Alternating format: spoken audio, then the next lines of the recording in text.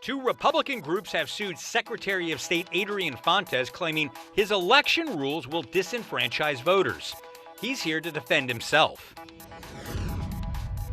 Could Democrats win control of the state's largest county for the first time in decades? We'll talk to one of the candidates working to make that happen. We're not going to take weak political leaders who lay down like a doormat. We got one in the governor's office. I call him Doormat Ducey. And the man she called a doormat and a swamp rat just backed Kari Lake in her Senate race. The endorsement nobody saw coming on this edition of Politics Unplugged. Good evening. I'm political editor Dennis Welch. This is Politics Unplugged. And Secretary of State Adrian Fontes has adopted new election rules in part to protect voters and workers from harassment and intimidation. He's facing two lawsuits from Republican-aligned political groups. He joins us now to talk about all of that. Thank you very much for being here today. And those groups are alleging that the new rules that you have adopted could quell free speech. What exactly are they talking about? What exactly do the rules do? So the rules in question are from the Elections Procedures Manual, which is basically a standardization of some of the guidelines that we put out for all 15 counties to enforce basic rules when you open the polls, when you close the polls, some of these processes. And one of those is how do you keep order so that folks can have a decent, civilized voting experience when they go to the polls. What the Free Enterprise Club and their ilk are trying to do is make it so that citizens who are standing in line to vote can get yelled and screamed at by wackos. So that at drop boxes, people can have long rifles and intimidate voters. These folks want chaos and disorder. And it's really ironic that the Free Enterprise Club, who's supposed to be about business development and helping Arizona's reputation get better, is trying to do the opposite as against good order and the peace and harmony of our election systems. Why does this need to be in an elections procedural manual? Isn't there already laws out there that if you are harassing somebody, regardless of the polls or not, couldn't they be arrested under normal statutes? That's correct. There are statutes that speak against this kind of activity already. However, we don't want to be deploying law enforcement officers to polling places on Election Day. They've got plenty of other work to do. And so the marshals, the judges, and the inspectors who are assigned polling places are empowered by these guidelines to basically have some standard way of dealing with these sorts of things across the entire state. We want citizens in all 15 counties to be treated with fairness and respect. Now, these folks are saying that this is a First Amendment issue, and it absolutely is. The First Amendment guarantees that Americans can peaceably assemble. And when voters want to vote and election workers want to administer their elections, they should be able to do it without harassment. And so shame on the Free Enterprise Club for wanting chaos and disorder in our election systems. And I would say, if you're donating to the Free Enterprise Club, your money's going into this lawsuit as against the good order of our elections in Arizona. But as well intended as it might be, isn't it difficult, though, to regulate this kind of behavior? When does harassment start and free speech end? Is what I'm saying. Is like if you go out to the polls and you're out there exercising your First Amendment rights, when does that stop and harassment begin? Well, that's exactly that's exactly the question that these guidelines move towards answering. But what these folks want is disorder. They want voters treated differently in all 15 counties. They don't want some standard set of expectations for all of our citizens to be able to expect that good order and harmony will be promoted in the voting systems. And that's the real problem. You know, the Supreme Court has really said about speech in certain circumstances, you know it when you see it. And we trust our fellow citizens who are serving in these poll worker offices, who are serving as these assigned marshals for the moment, to help keep good order. I want to let them do their job to help protect our voters, to help protect our elections and protect our democracy. And we just wrapped up a primary election. Did you see any kind of issues in that election, any threats, intimidations at the polls going on during that you might expect to see moving on into November?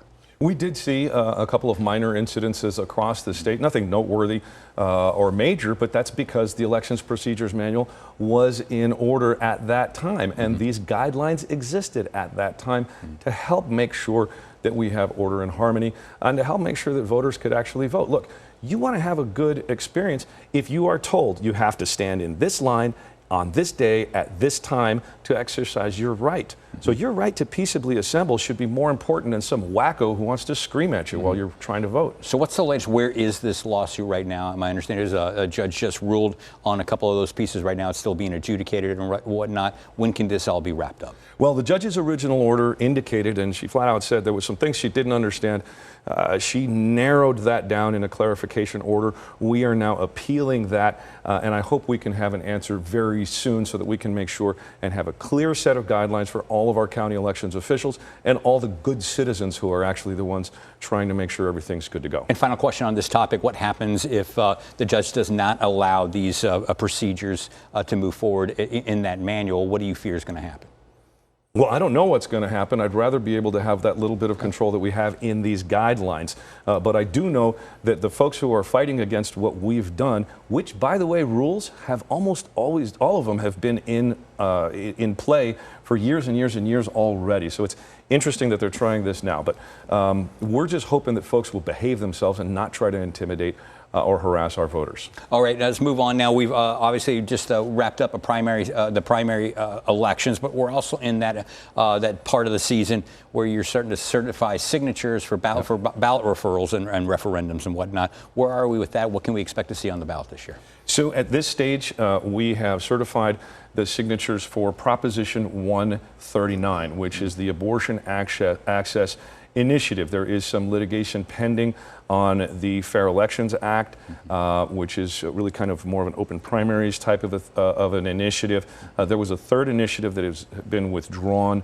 That one will not be on the ballot. So all of these are still going to be pending some litigation, and we'll see how they develop and what we see on the ballot. But I will say this, there's going to be a lot on these ballots. They might be multiple pages long.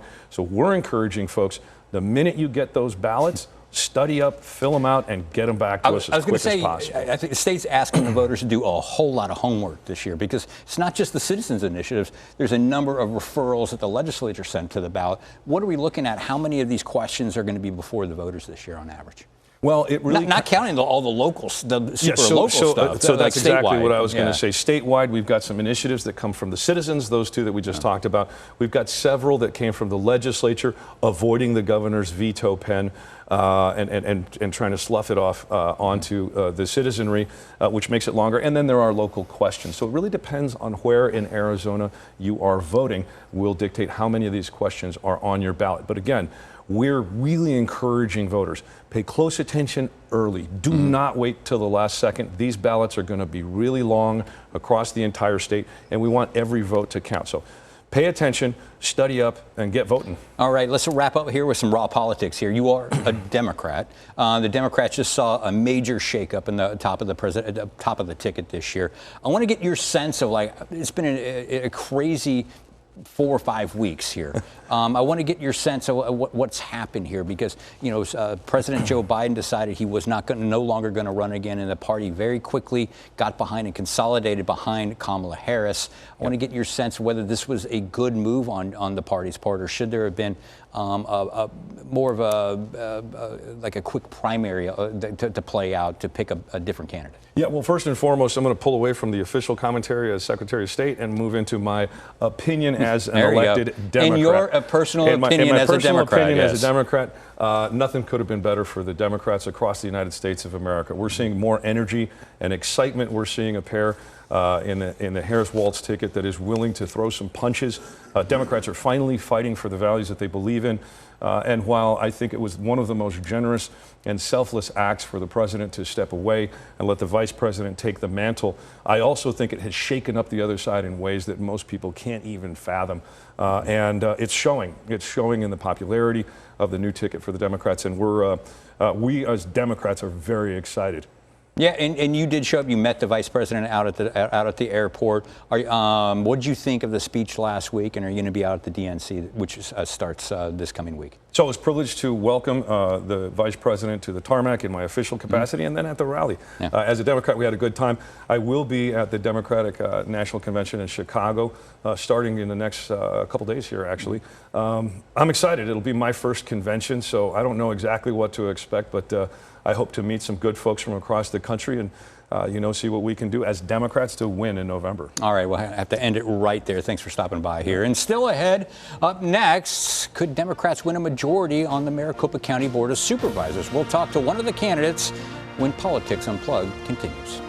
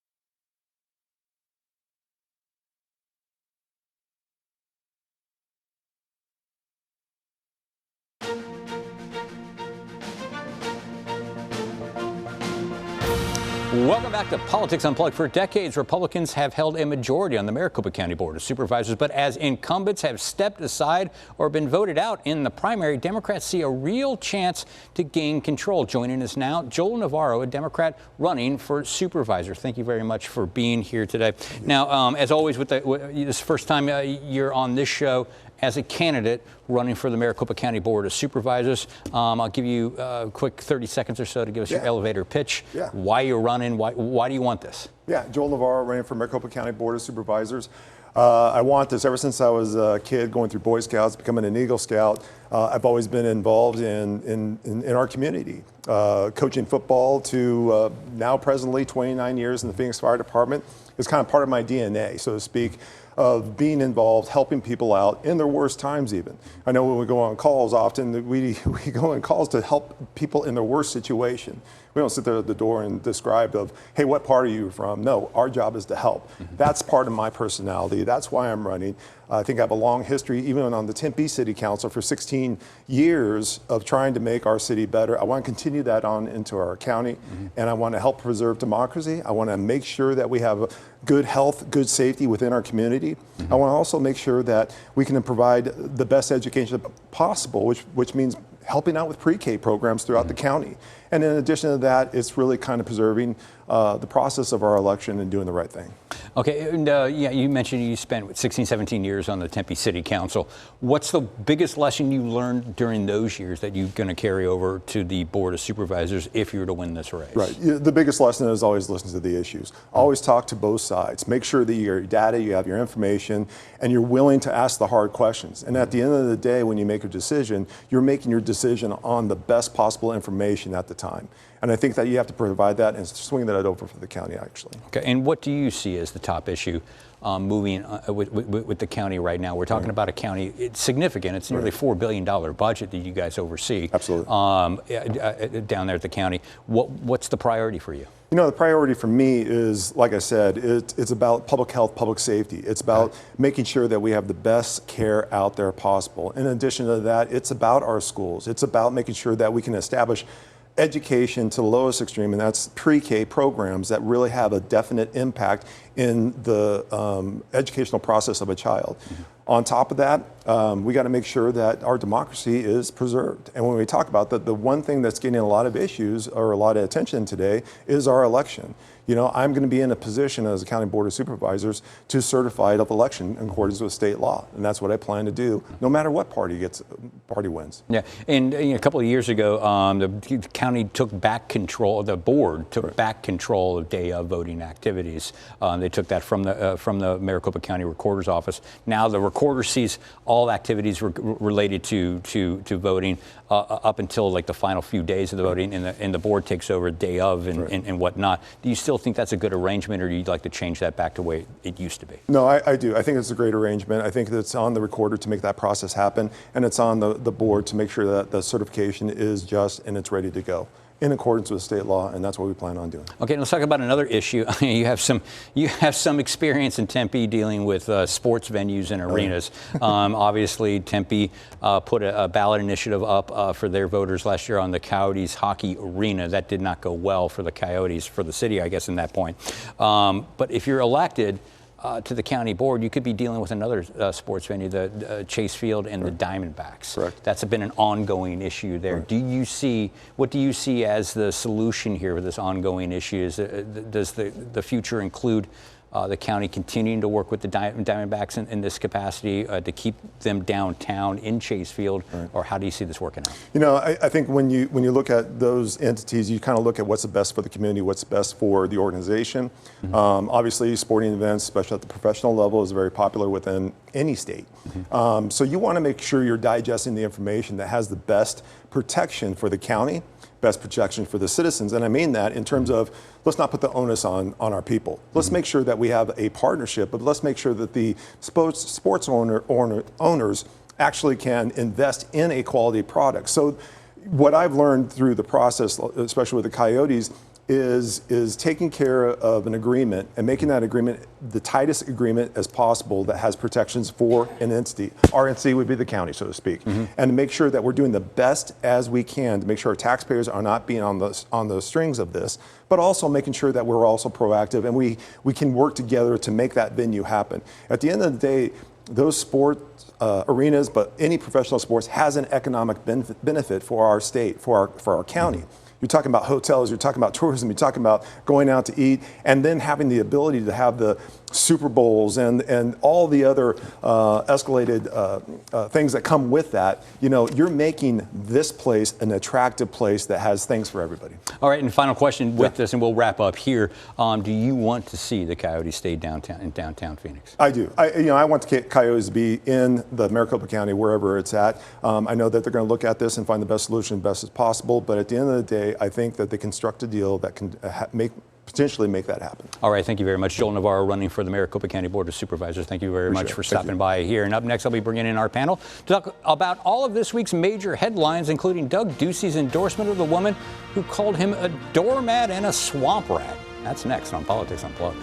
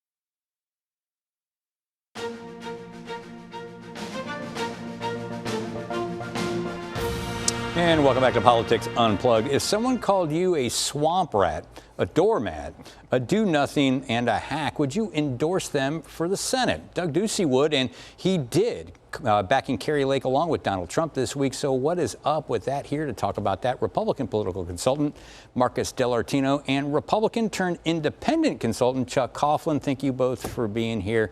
Start with you.